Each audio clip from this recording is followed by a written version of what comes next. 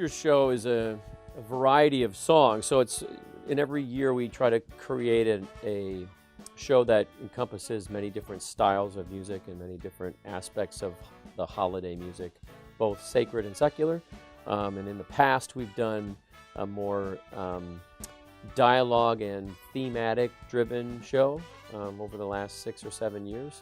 But this year, we're taking a departure back to kind of more traditional Christmas shows that have been done over the last 60 to 70 years, which is driven mostly by the music. So there will be no dialogue as we've seen in the recent past. This one will be driven mostly by the ensembles and some small specialty type groups that will be in between the larger group numbers.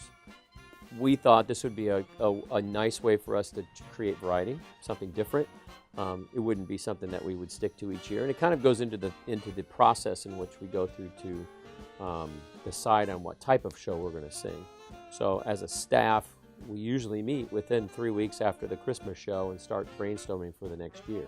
We all agreed that maybe this is a time for us, instead of trying to reinvent the wheel every year with a new themed, dialogue, that we would go back to something more traditional. We as a staff want this show to be interesting for us as well.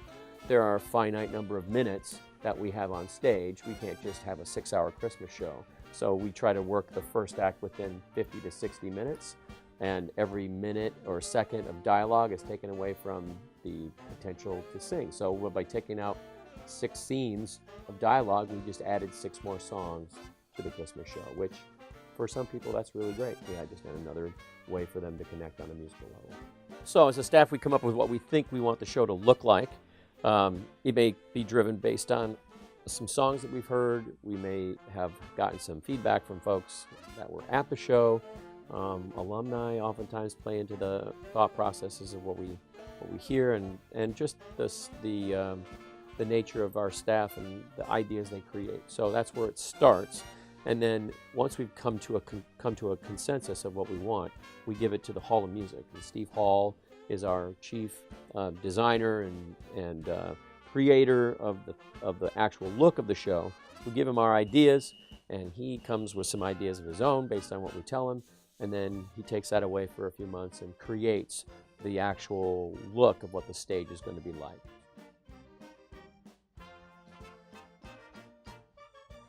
Bill and I meet and we talk about what his vision is for the show.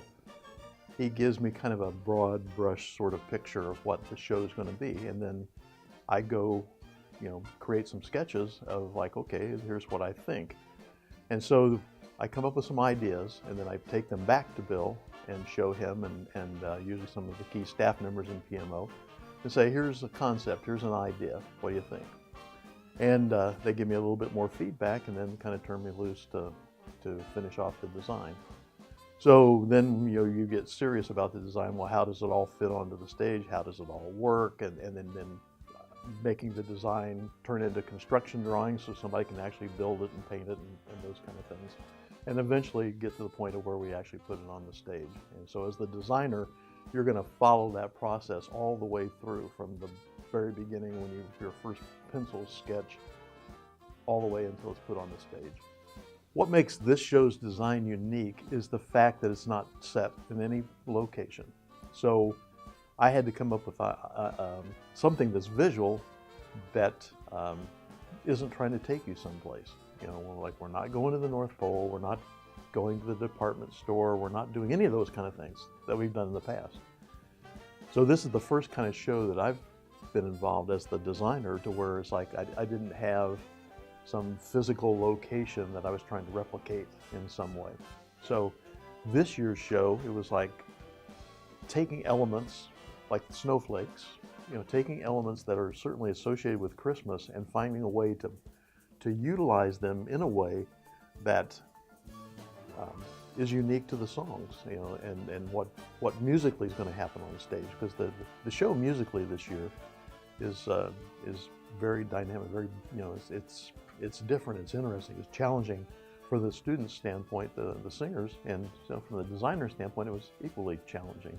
And Bill threw me one wrinkle in the show that we haven't done probably in 8 years or more, and that's the orchestra is actually going to be out on the set with the singers versus being upstage on the set. So a whole new dimension of the design is creating a space for the orchestra to be on stage with the singers and have it all work. And probably one thing that is always important in design is you got to think about not just your little piece of the art, you know, like, oh, the staging. I must just think about the staging. If you're doing your design right, you're also thinking about, well, how does this work with the audio? How does this work with video? How does this work with the other components? Because if you don't think about that, you're going to put all your colleagues in a bad place. If you're putting an orchestra on stage with the singers, how do you isolate them so that they stay separate in the microphones from the singers being in the microphones? How do you do that? And you know, if I didn't think about those things and didn't think like, okay, how do I build a wall here between the singers and the orchestra, and how do I insulate the wall so that the sound stays inside the orchestra shell? If I don't think about those things, I'll put the sound guys, in a really bad spot. So it's what I do in the design process is I try to bring in the lighting guy and the sound guy, and we talk about stuff as I start to create the design, so that I don't paint somebody into a corner. Because again, you've got to kind of find something that works for everything, and because you can't really have a design for every single number in the show, so you got to have this big, giant design that kind of works for everything. Once we've come up with a great number, then we look at them more in depth. We'll do an uptune, then maybe one other, maybe a little less uptune, followed by a ballad. Then we'll do another, maybe it's an a cappella number, or if it's a really truly unique carol that we've done that is, we know is going to be inspiring. It needs to be followed by a certain type of song that will allow your audience to find a way to go into these peaks and valleys of emotion, right? So you don't want your audience to sit down here and then you wake them up with some uptune.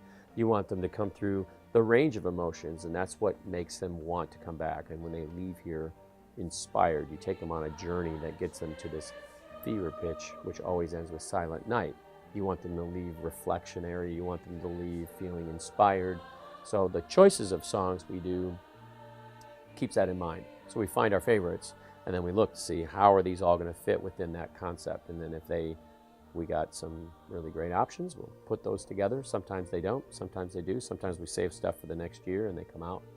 But each year the staff comes up with some really great choices.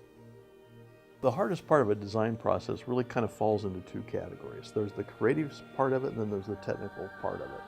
On the creative side, it's that the ability to find a new way to tell an old story. You know, because again, Christmas is Christmas, and there's only so many ways. I mean, the theme of Christmas is kind of, narrow. So how do you creatively tell an old story in a new way, make it interesting, so that people don't come and say, oh, wow, I saw that show last year, because that's not what we want. So that, the creative side of it, that's the hard part. On a technical standpoint, it becomes hard to take your concept idea and then turn it into technical drawings, because there's just a lot of time and mounds of paper that gets created to say, here's scene shop, here's what I want you to build. Because at that point, you got to be very specific. You got to have it down to the inches and everything you all figured out, so that they can build what it is that you want. And a lot of times, when you're doing a show like this, it's multiple people having to build things. The metal shop people are doing metal work, the woodwork people are doing wood, the people that work in foam are doing the foam stuff, and so you're trying to keep all that together and stay on top of that. So from a technical standpoint, that's probably the most difficult part.